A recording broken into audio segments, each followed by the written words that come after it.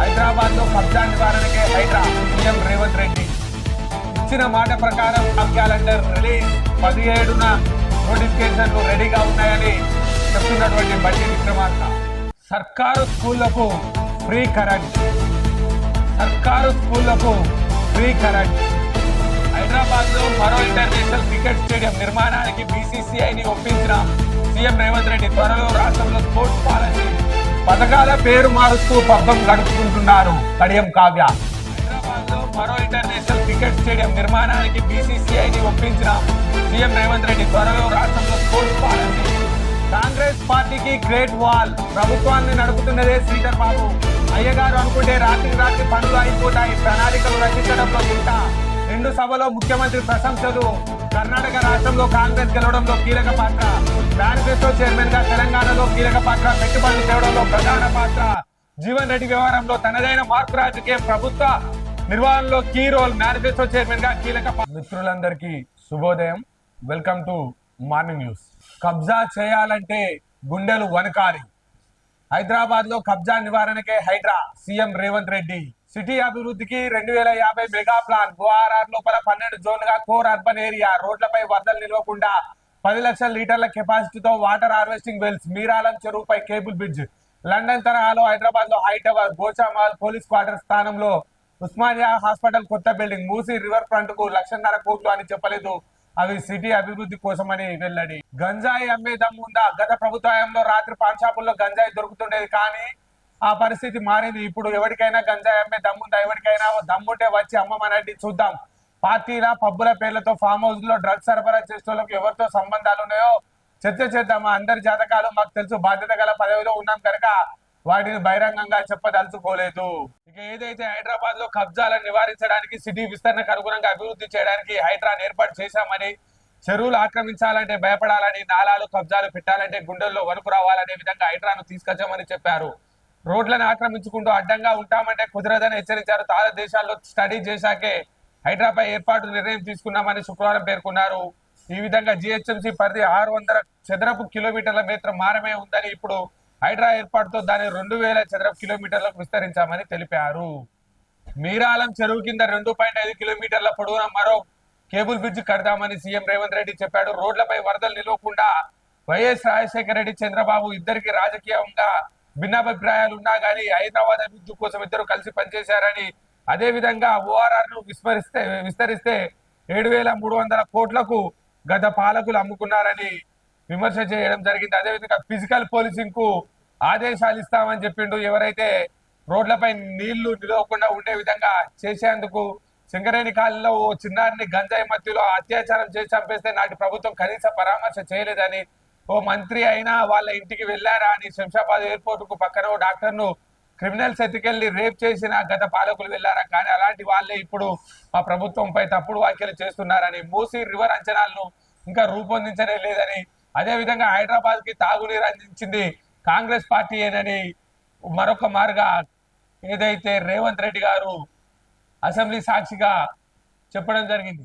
Telangana assembly వేదికగా CM Revanth Reddy ఏదైతే హైదరాబాద్ కు సంబంధించిన మెట్రోకు సంబంధించి హుడాకు సంబంధించిన పరిసర ప్రాంతం 600 చదరపు గజాలు మాత్రమే ఉండేదని, దానిపై కూడా చెరువులపై కబ్జాలు, కట్టడాలు, అదేవిధంగా నాలాలపై అక్రమ కట్టడాలు చేసి సింగరేణిలో ఒక చిన్న మహిళ, సింగరేణి కాలంలో ఒక చిన్న మహిళ నాలేలో చనిపోయినా కానీ కనీసం ఒక మంత్రి కూడా పరామర్శలు చేయలేదు. కనీసం ప్రభుత్వం ఎటువంటి స్పందన చేయలేదు. అక్కడికి వచ్చి కేసు పెట్టమంటే కూడా కేసు పెట్టని పరిస్థితి ఏర్పడ్డది. అందుకోసమే అన్ని ఆలోచన చేసి దేశ విదేశాల్లో అధ్యయనం చేసే హైడ్రాను రూపొందించాం. హైడ్రా 600 చదరపు గజాల అడుగులతో ఉన్నటువంటి హైదరాబాద్ సిటీకి 2000 చదరపు కిలోమీటర్లకు విస్తరించే విధంగా హైడ్రాను ఏర్పాటు చేశాము. ఫిజికల్ గా పోలీసులకు ఆదేశాలు ఇస్తాము. రోడ్లపై నీళ్లు నిలవకుండా ఏదైతే 10 లక్షల క్యూసెక్కుల 10 లక్షల లీటర్ల వాటర్ హార్వెస్టింగ్ హాల్ ను తీసుకొస్తాము. అదే విధంగా ఏదైతే మీరాలం చెరువు మీద ఏదైతే ఇప్పుడు గతంలో హైదరాబాద్ లో ఏదైతే కేబుల్ బ్రిడ్జ్ ఉందో, అదే విధంగా మీరాలం చెరువు మీద కూడా 2.5 కిలోమీటర్ల వరకు కేబుల్ బ్రిడ్జ్ ను లండన్ తరహాలో నిర్మిస్తాము. అదే విధంగా గోషామాల్ పోలీస్ స్టేషన్ క్వార్టర్లను కూల్చి కొత్త ఉస్మానియా హాస్పిటల్ ను కడతామని చెప్పారు. మూసీ రివర్ ఫ్రంట్ కు ఏదైతే 1,50,000 కోట్లు అని అసెంబ్లీలో ప్రతిపక్షం తప్పుడు ప్రచారం చేస్తుంది, దాని ప్రోగ్రెస్ అంతా మూసీ నది పరివాహక ప్రాంతంతో పాటు టోటల్ హైదరాబాద్ సిటీ నిర్వహణకు సంబంధించి 1,50,000 కోట్లు అని చెప్పడం జరిగింది. ఇంకా పోతే అదే విధంగా హైదరాబాద్ ప్రాంతానికి తాగునీళ్లు అందించిందే కాంగ్రెస్ పార్టీ అని, కాంగ్రెస్ పార్టీ హయాంలోనే ఎల్లంపల్లి నుంచి ప్రాజెక్టు పైప్ లైన్ వేసి తెలంగాణలోని హైదరాబాద్ కు ఉజ్వల సాగునీరును అందించిన ఘనత కాంగ్రెస్ పార్టీదేనని, అదే విధంగా మూసీ ప్రాజెక్టుల అంచనాలు అసలు మేము ఇంకా పోయనే లేదు అని చెప్పి మైక్ ఇవ్వద్దనడానికి వాళ్ళే వాళ్ళని ఇతర సభ్యులకు బీఆర్ఎస్ పార్టీకి సంబంధించిన వాళ్ళు ఏదైతే ఎంఐఎం సభ్యులు 6 గంటలు మాట్లాడారు, మేము వారికన్నా తక్కువగా మాట్లాడామని చెప్పే విధంగా మాట్లాడే దాన్ని బట్టి మైక్ ఇవ్వద్దు అని చెప్పడానికి వాళ్ళే అది సభాపతి నిర్ణయం మీద ఆధారపడి ఉంటుందని, కనీసం ఆ విధంగా కూడా ఆలోచన చేయకపోతే ఎలా అని చెప్తా ఉన్నారు. అదే విధంగా మూసీ ఆసుపత్రి ఏదైతే ఉస్మానియా ఆసుపత్రిని తప్పకుండా మేము కట్టి తీరుతామని, అదే విధంగా మూసీపై ఉన్నటువంటి కబ్జాలను తొలగించి తెలంగాణ రాష్ట్రంలో కబ్జా లేకుండా చేస్తామని, ఈ గత 10 సంవత్సరాల బీఆర్ఎస్ పాలనలో పాన్ డబ్బాల కాడికెళ్ళి రాత్రిపూట అడిగితే గంజాయి విరివిరిగా దొరికేదని, ఇప్పుడు ఎక్కడన్నా గంజాయి దొరికే పరిస్థితి ఉందా? గంజాయి అమ్మేటోడికి ఎంత ధైర్యం ఉండాలి, వాడి గుండెలు వనకాలి. తెలంగాణ ప్రజా ప్రభుత్వంలో గంజాయి రహిత తెలంగాణను నిర్మించాలనే లక్ష్యంతో పనిచేస్తున్నామని ఏదైతే రేవంత్ రెడ్డి గారు చెప్పడం జరిగింది. ఇచ్చిన మాట ప్రకారం జాబ్ క్యాలెండర్ రిలీజ్ 17న నోటిఫికేషన్లు రెడీగా ఉన్నాయని చెప్తున్నటువంటి బట్టి విక్రమార్క. ఇచ్చిన మాట ప్రకారం జాబ్ క్యాలెండర్ రిలీజ్ చేశాము, అదే విధంగా అధికారంలోకి రాగానే 32,410 ఉద్యోగ యువతలకు నియామక పత్రాలు అందజేశాం, మరో 13,500 ఉద్యోగాల నియామకం చివరి దశకు చేరుకుంది. పబ్లిక్ సర్వీస్ కమిషన్ ప్రక్షాళన చేశాం. గత ప్రభుత్వంలో ప్రశ్న పత్రాల లీకుల పరీక్షల వాయిదాలతో నిరుద్యోగులు ఇబ్బంది పడ్డారు. జాబ్ క్యాలెండర్ విడుదల చేసిన డిప్యూటీ సీఎం బట్టి సెప్టెంబర్ నుంచి అమలు, అక్టోబర్ లో మరో గ్రూప్ 1 నోటిఫికేషన్, నవంబర్ లో మళ్ళీ టెట్, వచ్చే ఏడాది ఫిబ్రవరిలో డిఎస్సి, మే జూలైలో గ్రూప్ 2 గ్రూప్ 3 ఉద్యోగాలకు నోటిఫికేషన్, ఎస్ఐ పోలీస్ కానిస్టేబుల్ పోస్టులకు ఏప్రిల్లో, వైద్య ఆరోగ్య శాఖ, గురుకుల, ట్రాన్స్కో, సింగరేణి ఎండీలకు నోటిఫికేషన్ అని చెప్పి జనవరి నుంచి నవంబర్ దాకా పోటీ పరీక్షలు అని చెప్పి అసెంబ్లీ వేదికగా బట్టి విక్రమార్క గారు జాబ్ క్యాలెండర్ ను రిలీజ్ చేయడం జరిగింది. ఏదైతే నిన్న శ్రీధర్ బాబు గారు అసెంబ్లీ వేదికగా జాబ్ క్యాలెండర్ ను వేస్తామని చెప్పారు, దానికి సంబంధించి ఉప ముఖ్యమంత్రి బట్టి విక్రమార్క గారు జాబ్ క్యాలెండర్ వేయడం జరిగింది. మేము వచ్చిన 8 నెలల కాలంలోనే దాదాపుగా 32,410 మందికి ఉద్యోగ నియామక పత్రాలు ఇవ్వడం జరిగిందని, ఈ చివరి మాసానికి జూలై చివరి మాసానికి దాదాపుగా ఇంకో 13,500 మందికి ఉద్యోగ నియామక పత్రాలు ఇస్తామని, అదే విధంగా జాబ్ క్యాలెండర్ వేశామని, మే జూన్ జూలైలో గ్రూప్ 2లు గ్రూప్ 3 ఉద్యోగాలకు నోటిఫికేషన్ ఉంటాయని, వైద్య ఆరోగ్య శాఖ, గురుకుల, ట్రాన్స్కోలో కూడా, సింగరేణి ఉద్యోగాలకు కూడా నోటిఫికేషన్ ఉంటుందని, జనవరి నుంచి నవంబర్ దాకా పోటీ పరీక్షలు ఇచ్చిన మాట ప్రకారం నిరుద్యోగులకు నిర్వహించి తీరుతామని అసెంబ్లీ వేదికగా ఉప ముఖ్యమంత్రి చెప్పడం జరిగింది. ఇకపోతే 65 గంటల 33 నిమిషాలు 9 రోజులు సాగిన అసెంబ్లీ బడ్జెట్ సమావేశాలు. సీఎం రేవంత్ స్పీచ్ 4 గంటల 54 నిమిషాలు, అక్బరుద్దీన్ ఓవైసీ 5 గంటల 41 నిమిషాలు, కేటీఆర్ 2 గంటల 56 నిమిషాలు. బడ్జెట్ రోజు మాత్రమే ప్రతిపక్ష నేత కేసీఆర్ హాజరు. ఏదైతే 8 నెలల కాలంలో ఒక్క బడ్జెట్ రోజు మాత్రమే ప్రతిపక్ష నేత కేసీఆర్ హాజరై అసెంబ్లీ లాబీలో బయటికి వచ్చిన తర్వాత అసెంబ్లీ మీడియా పాయింట్ వద్ద మేము కాంగ్రెస్ ప్రభుత్వాన్ని చీల్చుతాం, చెండాడుతాం, ప్రజల వైపు ఉంటామని చెప్పినటువంటి ప్రతిపక్ష నేత ఇంతవరకు అసెంబ్లీకి రాలేదని, ప్రజల పక్షాన పోరాడింది లేదని, చీల్చింది లేదని, చెండాడింది లేదని, కేసీఆర్ చెప్పిన మాటలకు చేసే పనులకు పొంతన ఉండదని, 8 నెలల కాలంలో అసెంబ్లీకే రాని వ్యక్తికి ఎందుకు ప్రతిపక్ష హోదా ఇవ్వాలి అన్న విధంగా రేవంత్ రెడ్డి గారు వివరణించే ప్రయత్నం చేశారు. అదేవిధంగా అసెంబ్లీలో వీడియోలు తీసి మార్పింగ్ చేస్తే కఠిన చర్యలు, మంత్రి సీతక్కపై పోస్ట్ చేసిన వీడియో చాలా దుర్మార్గం, ఇలాంటి ఘటనలు ఉపేక్షించేది స్పీకర్ హెచ్చరిక. మంత్రి సీతక్కపై మార్పింగ్ వీడియో సభ్య సమాజం తలదించుకునేలా ఉందని, ఇలాంటి దుర్మార్గం చర్యలు సహించేది లేదని అన్నారు. ఆ విధంగా ఆ వీడియో చూసిన తర్వాత మాట్లాడాలని బీఆర్ఎస్ ఎమ్మెల్యే కేటీఆర్ పైన చురకలంటించారు. వీడియో మార్పింగ్ అంశం శుక్రవారం అసెంబ్లీలో చర్చకు వచ్చింది. ఇకపోతే ధరణి స్థానంలో కొత్త చట్టం డ్రాఫ్ట్ సిద్ధం చేసిన మంత్రి పొంగులేటి, ప్రజల సలహాలు సూచనలతో తుదిరీపు. అసెంబ్లీలో మంత్రి ప్రకటన. తెలంగాణ కుటుంబంలో ధరణి రూపంలో చిచ్చుపెట్టిన దొరలు వేల కోట్లు దోచుకొని తమ గడీలను ధనరాశులతో నింపుకున్నారు. అందుకే తెలంగాణలోని ప్రతి కుటుంబం ముసురు తగిలి దొర తన గడిలో బందీ అయ్యాడు. తెలంగాణ ప్రజలకు తన మొహం చూపెట్టుకోలేక దాక్కున్నాడు.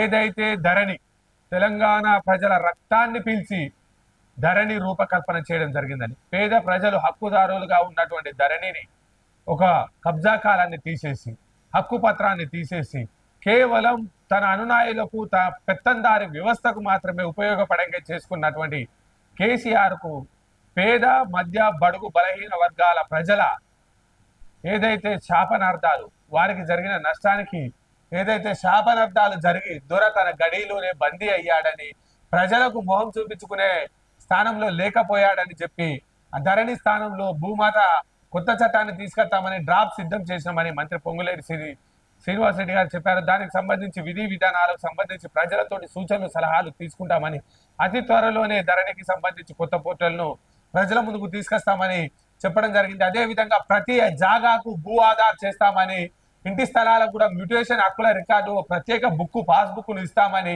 భూ వివాదాలకు చెక్ పెట్టేలా రిజిస్ట్రేషన్ మ్యూటేషన్ కు సర్వే మ్యాప్ తప్పనిసరి చేస్తామని, కలెక్టర్ అడిషనల్ కలెక్టర్ తర్వాత సిసిఎల్ఏలను అప్పీల్ కు ఛాన్స్ చేస్తామని, సాదా బైనామాలకు కూడా ఏదైతే అవకాశాన్ని కల్పిస్తామని, పరిష్కార బాధ్యతలు ఆర్డీఓలకు ఇస్తామని, మ్యూటేషన్ టైంలో ఫిర్యాదులు ఉంటే ఎంక్వైరీ చేస్తామని, ఫిజికల్ ఎంక్వైరీ చేస్తామని, కొత్త ఆర్ఓఆర్ బిల్లు 2024లో పొందుపరుస్తామని, ప్రజల నుంచి సలహాలు సూచనలు తీసుకుంటామని, ఏదైతే గ్రామ పంచాయతీలలో ఆబాది భూములో గ్రామ ఖండాల్లో ఉన్నాయో వాటికి కూడా హక్కుదారునిగా కొత్త భూ రికార్డుల ప్రక్షాళనలో కొత్త పాస్బుక్ ఇస్తామని, తద్వారా లబ్ధిదారునికి ఏదైతే ఇంతవరకు హక్కు లేని ఎటువంటి యజమానికి ఇంటి యజమానికి హక్కుదారుగా పాస్బుక్ ఇస్తామని చెప్పడం జరుగుతూ ఉంది. ఇకపోతే ఆర్థికం అధ్వానం 63,000 కోట్లు ఖర్చు పెట్టలే. గత బీఆర్ఎస్ సర్కార్ 2022-23 బడ్జెట్ పై కాగ్ 2.77 లక్షల కోట్లు ఖర్చు, మాత్రం 2.14 లక్షల కోట్లు. దళిత బంధు, డబుల్ బెడ్రూమ్ ఇండ్లు, గొర్రెల పంపిణీకి పైసా అయ్యలే. కాళేశ్వరం మిషన్ భగీరథ కోసమే ఎక్కువ అప్పుల కిస్తీలు, వడ్డీల కింద 10 ఏళ్లలో కట్టాల్సిన మొత్తం 2.67 లక్షల కోట్లు అని వెల్లడి. ఏదైతే బడ్జెట్ లో భారీ కేటాయింపులు చేసి చివరకు అంకెల గారడి చేసి ఖర్చు చేయాల్సిన మొత్తాన్ని ఖర్చు చేయకుండా దాదాపుగా 2022-23 సంవత్సరానికి వచ్చేసి దాదాపుగా 70,000 కోట్ల రూపాయలను ఖర్చు చేయలేదని కాగ్ ఏదైతే కంట్రోలర్ అండ్ ఆడిటర్ ఏదైతే ఈ దేశంలో అత్యున్నత విలువైనటువంటి CAG controller and auditor general CAG సంస్థ తెలిపింది. దానికి సంబంధించి 2,77 కోట్లకు గాను 2,14 కోట్లు మాత్రమే ఖర్చు చేశారు. ఓవైపు బడ్జెట్ లో కేటాయింపులు చేసి మరోవైపు అసెంబ్లీ ఆమోదం లేకుండానే బడ్జెట్ లో కేటాయింపులు చేసిన వాటికి దాదాపు 70,000 కోట్ల రూపాయలు ఖర్చు పెట్టకుండా, అసెంబ్లీకి సంబంధం లేకుండా, ఎటువంటి తీర్మానం లేకుండా, ఎటువంటి టెండర్ పాలసీ లేకుండా, అసెంబ్లీకి అసలు అనుసంధానమే లేకుండా, అసెంబ్లీకి తెలియకుండా 9,000 కోట్ల రూపాయలను తన అనుదాయాలకు అదనంగా ఖర్చు పెట్టారు. ఇదేం పద్ధతి అని కాగ్ చెప్పిందని చెప్పడం జరుగుతూ ఉంది. అదేవిధంగా 2016 నుంచి 2022 వరకు జరిగిన మెడిసిన్ కొనుగోళ్లకు సంబంధించి భారీగా అవకతవకలు జరిగినాయని, సర్కార్ దవాఖానలకు గత బీఆర్ఎస్ ప్రభుత్వం నాసి రకం మందులు సప్లై చేసినట్టుగా ఈ దేశంలోనే అత్యున్నతమైనటువంటి కాగ్ జనరల్ సంస్థ కాగ్ చెప్పడం జరిగింది. మ్యాండేటరీ టెస్ట్లకు కూడా పంపలేదని, ఒక టాబ్లెట్ ను మనం ప్రభుత్వం సేల్ డీడీ చేసి ప్రజలకు లేకపోతే హాస్పిటల్లో ఉన్న రోగులకు సప్లై చేస్తా ఉందంటే దానికి సంబంధించి కనీసం సేల్ డీడ్ అన్న చేయాలి.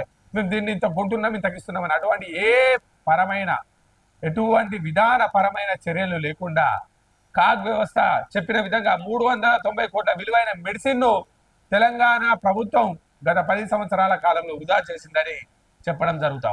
సర్కారు స్కూళ్లకు ఫ్రీ కరెంట్, బడులకు టీచర్లకు ఏం కావాలన్నా చేసేందుకు సిద్ధం రేవంత్ రెడ్డి. ఉపాధ్యాయులను గత సర్కార్ అవమానించింది. స్కూళ్లలో కనీసం టాయిలెట్లు కూడా కట్టించలేదు. భాషా పండితులకు ప్రమోషన్లు ఇవ్వలేదు. 30,000 మంది టీచర్లకు ప్రమోషన్లు ఇచ్చిన ఎల్బీ స్టేడియంలో టీచర్లతో సీఎం ముఖాముఖి.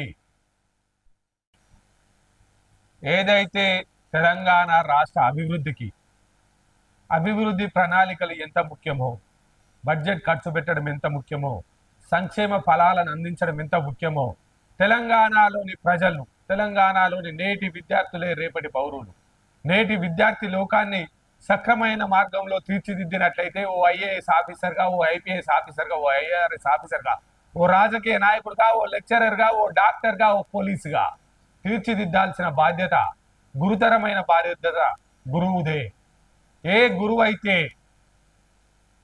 తన సక్రమంగా తన విధులను నిర్వర్తిస్తాడో, ఆ గురువు అంకిత భావంతో పనిచేస్తాడో సభ్య సమాజానికి విలువైన కానుకను అందిస్తాడని చెప్పి సీఎం రేవంత్ రెడ్డి గారు ఏదైతే నిన్న తెలంగాణ ఉపాధ్యాయులతోటి ఆత్మీయ సమ్మేళనం నిర్వహించినారో ఎల్బీ స్టేడియంలో, దాదాపుగా 30,000 పాఠశాలలు, తెలంగాణలోని 30,000 పాఠశాలలకు సంబంధించిన విద్యార్థులను పూర్తి స్థాయిలో తీర్చిదిద్దాల్సిన బాధ్యత మీపైనే ఉందని, ఏదైతే మీకు రావాల్సిన ప్రమోషన్లకు గత ప్రభుత్వం లెక్క నిర్లక్ష్యం చేయమని ఏదైతే మీరు ఆశిస్తున్నారో, తెలంగాణ ప్రభుత్వంలోని పారిశుద్ధ్యానికి సంబంధించి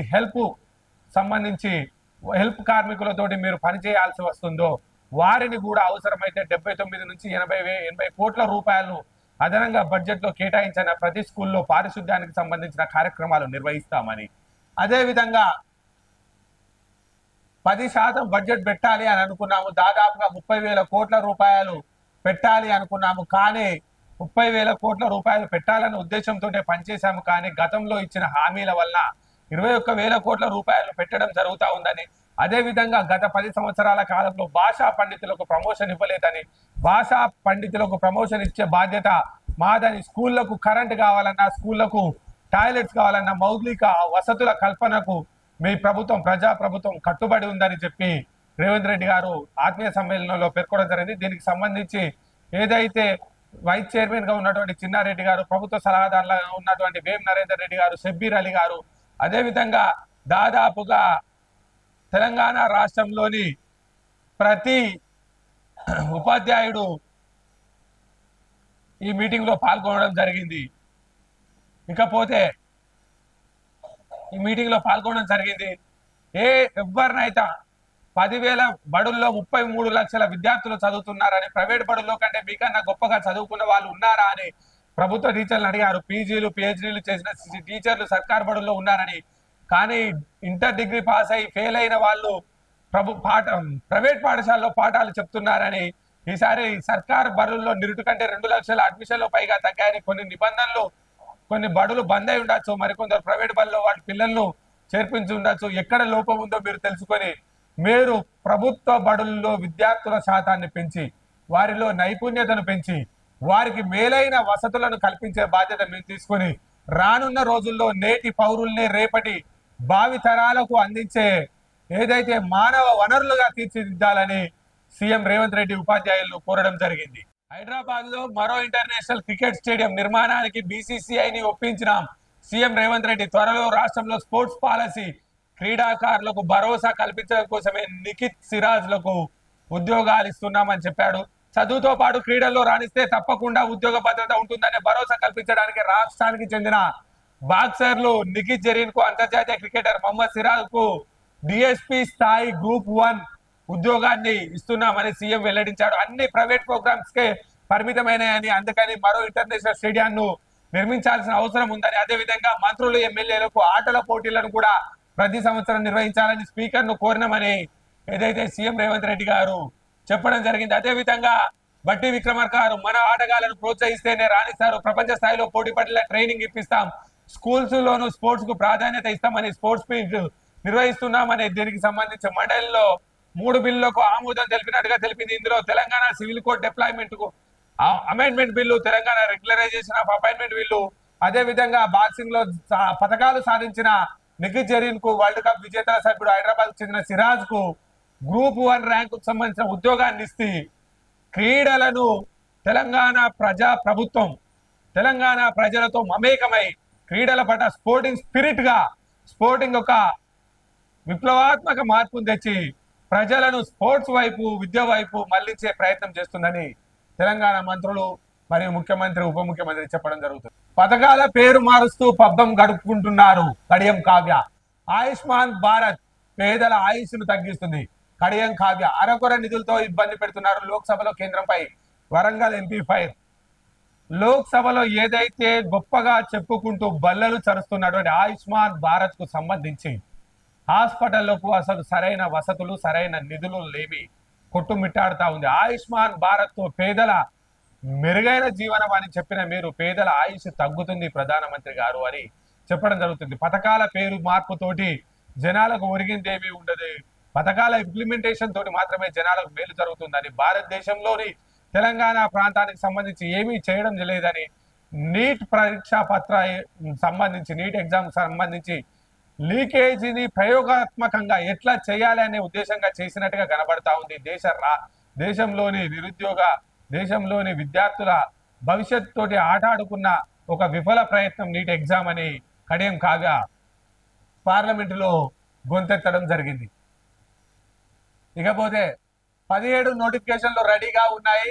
జాబ్ వైజ్ గా నోటిఫికేషన్లు పరీక్షలను నిర్వహించే నెలలు ఎప్పటికప్పుడు నిర్వహించడం జరిగింది. అదే విధంగా జూన్ లో సెప్టెంబరు ఏ నెల ఎప్పుడు అనే విధంగా జూన్ నుంచి నవంబర్ వరకు నోటిఫికేషన్లకు సంబంధించి ఇచ్చిరు. గ్రూప్ 1, గ్రూప్ 2, గ్రూప్ 3 కి సంబంధించినవి రెడీగా ఉంచారు. మళ్ళీ టెట్, డిఎస్సి, పోలీసు ఉద్యోగాలకు మళ్ళీ అతి త్వరలోనే ఉద్యోగ నోటిఫికేషన్ వేస్తామని అసెంబ్లీ వేదికగా ఇవ్వడం జరిగింది. అదే విధంగా ఇచ్చిన మాట ప్రకారం జాబ్ క్యాలెండర్లు నిర్వహించి రిలీజ్ చేస్తున్నామని చెప్పడం జరిగింది.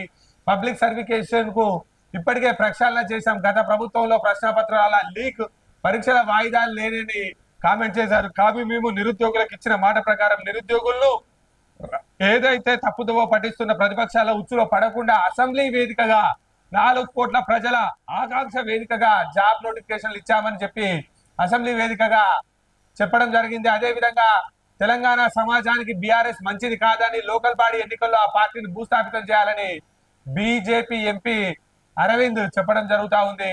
అదే విధంగా ఏదైతే పెండింగ్ బిల్లులు రిలీజ్ చేయాలి, సెక్రటేరియట్ ముందు మాజీ సర్పంచుల నిరసన అరెస్ట్ చేసి బొల్లారం పిఎస్ కు తరలింపు. అయితే ఏదైతే సర్పంచులు అడిగే ఏమో అంటుండ్రు, ప్రజాపాలన అంటే అరెస్టులా, ఏది ఎవరంటుండ్రు? హరీష్ రావు గారు పెండింగ్ బిల్లులు రిలీజ్ చేయాలి. ఓకే, ప్రజాపాలన అంటే అరెస్టులా, సెక్రటేరియట్ను ముందు మాజీ సర్పంచుల నిరసన అరెస్ట్ చేసి బొల్లారం పిఎస్ కు తరలింపు. గుమ్మడికాయ దొంగ అంటే భుజాలు జరుపుకున్నట్టు, దొంగే దొంగ దొంగ దొంగ అని అరిచినట్టు, పచ్చ కామర్లోనికి లోకమంతా పచ్చగా కనబడ్డట్టు. ఇంకా 100 సామెతలు ఉన్నాయి చెప్పాలంటే. బీఆర్ఎస్ పార్టీకి సంబంధించిన హరీష్ గారు, మీ ప్రభుత్వ హయాంలో సర్పంచులు ఆత్మహత్యలు చేసుకున్నారు. మీ ప్రభుత్వ హయాంలో మహిళా సర్పంచులు తాలిబొట్లు కాలి మెట్టెల నుంచి అమ్ముకున్నారు. మీ ప్రభుత్వ హయాంలో కారోబర్లు మల్టీపర్పస్ కు వాడుకోవాలని ధర్నాలు చేశారు. మీ హయాంలో గ్రామ పంచాయతీ కార్మికులు రోడ్లెక్కి నిరసనలు జరిపారు. మీ హయాంలో వార్డు మెంబర్ల పరిస్థితి అధ్వాన పరిస్థితిగా ఉంది. మీ హయాంలో 4 సంవత్సరాల పాటు సెక్రటరీలు అన్నమో రామచంద్ర, ఉద్యోగ భద్రతో రామచంద్ర అని ఏడవడం జరిగింది. మీరు 5 ఏళ్ల పాటు 12,769 గ్రామ పంచాయతీలోని ఆడవాళ్ల బంగారాన్ని తాకట్టు పెట్టి అభివృద్ధి పనులు చేసిన సర్పంచులకు దాదాపుగా 1,500 కోట్ల రూపాయల బకాయిలు చెల్లించాల్సిన మీరు 1 రూపాయి చెల్లించకుండా సర్పంచులు వేధించి సర్పంచుల పదవీ కాలానికన్నా ముందే సర్పంచులను ఇబ్బందులకు గురి చేసి వారికి సంబంధించిన బిల్లులు ఇవ్వకుండా, వారికి అపాయింట్మెంట్లు ఇవ్వకుండా, వారు ఎక్కడికి వెళ్ళాలో తెలియకుండా, వారి పరిస్థితి ఊళ్ళల్లో అభివృద్ధి పనులకు సంబంధించి వాళ్ళు ఇంట్లో ఓ పూట తిని ఓ పూట తినకుండా ఇబ్బంది పడ్డ వాళ్ళ గురించి మీరు మాట్లాడితే ఎట్లా సార్? నిన్ననే కదా అసెంబ్లీలో, మొన్ననే కదా శ్రీధర్ బాబు గారు, బట్టి విక్రమార్క గారు, రేవంత్ రెడ్డి గారు చెప్పడం జరిగింది, సర్పంచులను ఆదుకునే పూర్తి బాధ్యత మేమే తీసుకుంటామని. సర్పంచులను తెలంగాణ రాష్ట్రానికి సంబంధించిన ఆర్థిక సంపదను పూర్తిగా సంకనాకించి సత్రాలు చేసి తెలంగాణలో ఫుట్బాల్ బుడ్డి బయటికి తేలినట్టుగా తెలంగాణ ఆర్థిక పరిస్థితిని ఆగం పట్టించారు. తెలంగాణలోని ఒక్కొక్క వ్యవస్థను నిర్వీర్యమై విధ్వంసమైనటువంటి వ్యవస్థను పూర్తి స్థాయిలో తీసుకురానికి ప్రయత్నం చేస్తా ఉన్నాం. ఒక్కొక్క పైసా కూడగట్టి తెలంగాణ ప్రజలకు అందించే ప్రయత్నం చేస్తా ఉన్నాం. అని చెప్పడం జరిగింది. అందుకు సంబంధించి సర్పంచులను ఆదుకునే బాధ్యత కూడా మేమే తీసుకుంటాం. ఇప్పటి వరకు ఎలక్షన్లని, ఎన్నికల కోడ్ అని, ఇచ్చిన హామీలని, రైతు పక్షాన నిధులను ఖర్చు పెట్టడం జరిగింది.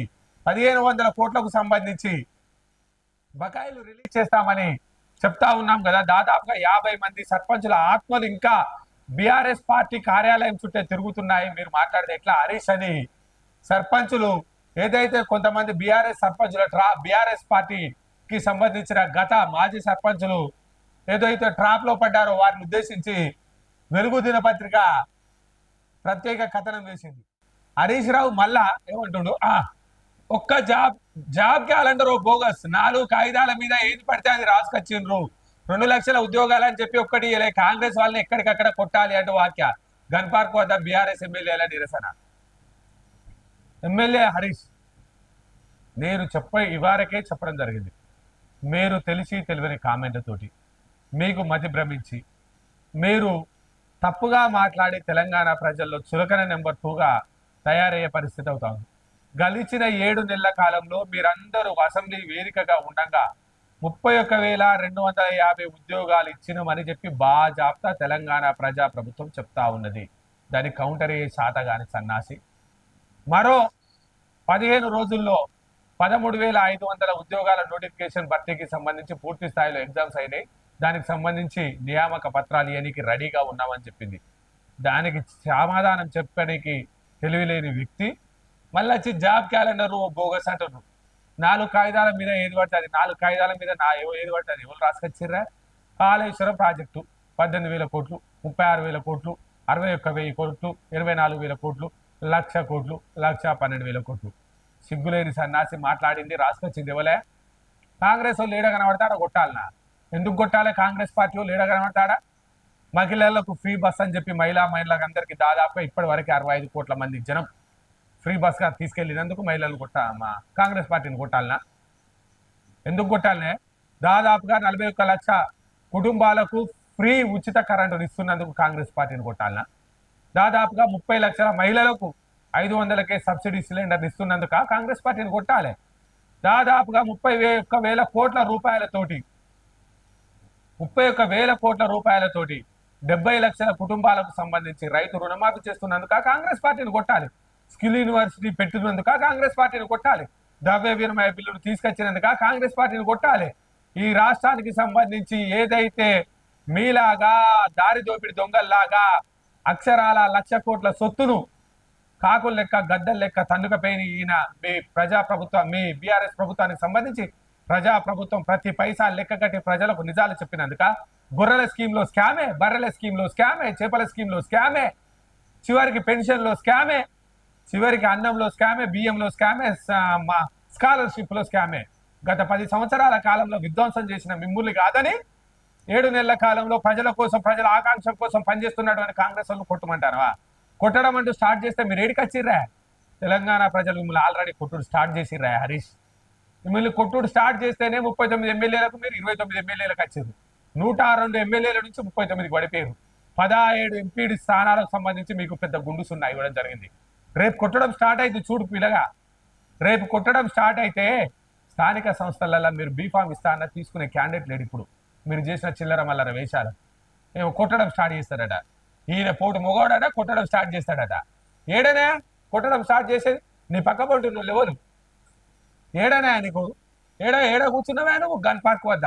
గన్ పార్క్ మొహం ఎరికేనా నీకు? 10 సంవత్సరాల కాలంలో అమరవీరుల స్తూపం కాడికి ఎరికేనా?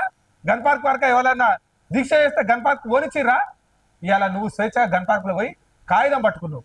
అది ప్రజాప్రభుత్వం గొప్పతనం. ఆలోచన చేయాలి కదా. నోరుంది కదా అని మాట్లాడితే, దొంగే దొంగ అని ఉరితే ప్రజలు చెప్పాల్సిన తీర్పు చెప్పారు. మీరు మారండి, ప్రజల పక్షాన పోరాటం చేయండి, తప్పుడు మాటలు మాట్లాడద్దు అని వెలుగు దినపత్రిక చెప్పడం జరిగింది. లోకల్ న్యూస్ కు స్వాగతం. లోకల్ న్యూస్ కి వచ్చేసి, కాంగ్రెస్ పార్టీకి గ్రేట్ వాల్, ప్రభుత్వాన్ని నడుపుతున్నదే శ్రీధర్ బాబు.